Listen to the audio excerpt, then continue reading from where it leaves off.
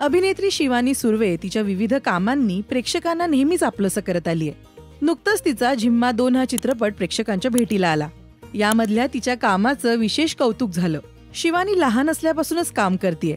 तिची देव्यानी ही मालिका खूप गाजली. लहान वयातच कामाच्या बाबतीतलं यश तिला मिळालं. तिने काम करायला सुरुवात केल्यापासून तिचे बाबा नेहमी तिच्याबरोबर सेटवर असायचे. तर तिच्या आईने शिवानीची मालिका सुरू असताना सुद्धा तिच्याकडनं अभ्यास पूर्ण करून घेतला.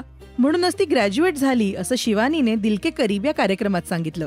या कार्यक्रमामध्ये बोलताना ती म्हणाली, माझा चेहरा असा आहे म्हणून मी अनेकांना शिष्ट वाटते.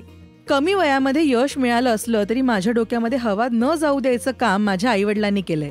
माझ्या डोक्यामध्ये हवा जातीये हे दाखवणारे बरेच मुवमेंट्स आले असतील तेव्हा ते मला तू एवढं काही बरं काम करत नाहीयेस, फार ग्रेट अभिनेत्री नाही असं ब्लंटली तोंडावर बोलायचे.